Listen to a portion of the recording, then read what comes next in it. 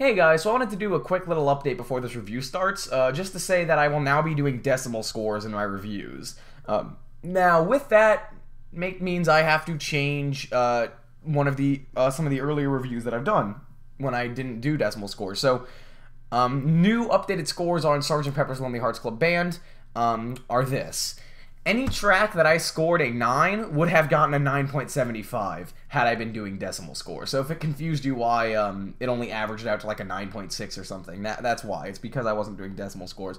And Lord's Pure Heroine would have gotten a 7.5. The only decimal scores I will be doing are 0.25, 0.5, and 0.75. And that's it. That's all I really need to say. So thanks guys. Enjoy the review. Hey guys, Keep on Rockin' 404 here with the Music Breakdown. This time reviewing The Money Store by Death Grips.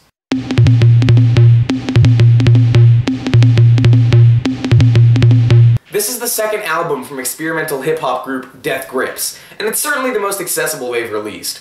Well, it's only the second album if you consider their previous release, Ex-Military, to be an album or a mixtape. Now, when I say this album is the most accessible they've released, I don't mean it's accessible, because it's not, but it's certainly more accessible than every other release that they've made. This album is still very different and unconventional, especially as far as hip-hop goes. But what is it exactly that makes this album so unconventional? Well, it's a number of things. First of all, the beats on these tracks are just insane.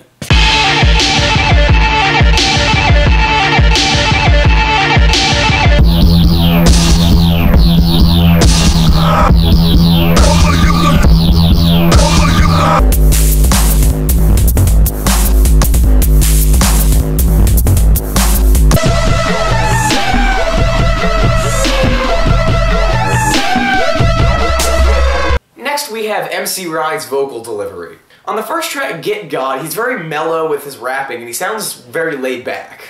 Up dragon volume blasting, bailing out my brain. Red light flash, dim stop I smash. Abraxas, hydroplane, massive. That's his fight for rain and madness. Massive mind and laser ad with black cat fist on the razor stratus. Curb right to far that line. Near the end of the song, he raps with a bit more force, but the listener at this point still doesn't quite know what they're in for. But then the fever comes on. How'd you know? I will tell you let you go. Paperback, set it, slow road anticipation. Rose on, deviated septum, blow on. Sugar cut, go, go. Ay, ay. Pass it on my way, no way, 25, no 25, don't you know? And after this, you will never hear MC Ride get mellow on the rest of this record. On every track except the first, he yells just about every word that he says. His delivery can be very incoherent if you're not reading the lyrics as you're listening. But on one hand, perhaps that's a good thing because these lyrics are intense. The violence portrayed on these tracks is just downright terrifying, especially combined with these beats. As abrasive as all of these sounds are, you wouldn't expect this album to be nearly as catchy as it is. God damn, these hooks are infectious.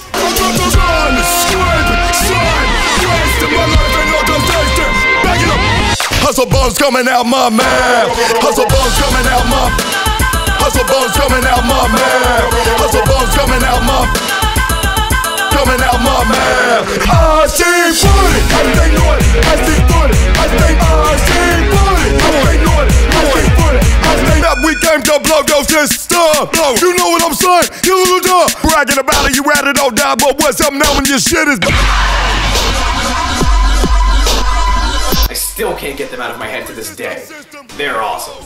I can keep talking about how crazy all of these tracks are, but it won't really mean anything if I don't go over any of them. One of the crazier songs on this album is Lost Boys. During the hook, the beat literally skips, just like a broken record would.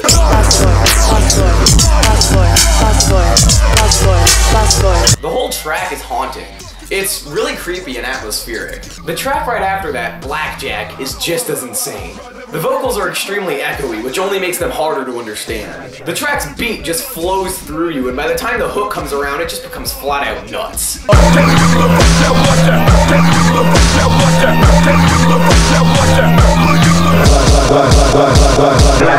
There's this siren that comes up, which gives off a very terrifying vibe.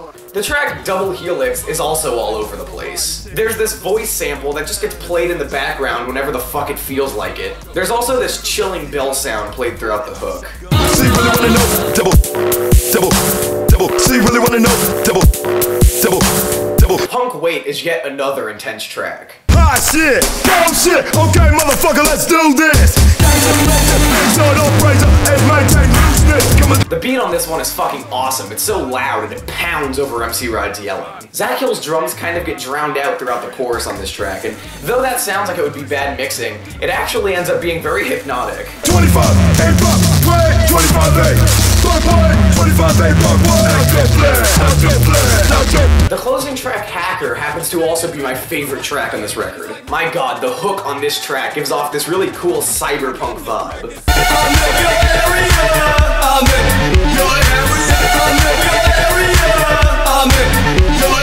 There's one track on this album that just about anyone could like, and that track is I've Seen Footage. This track is by far the least experimental, especially that hook.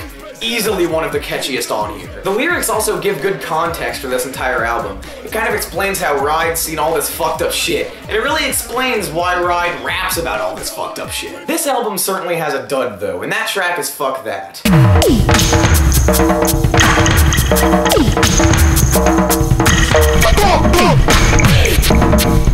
The beat on this track is by far the strangest on this album.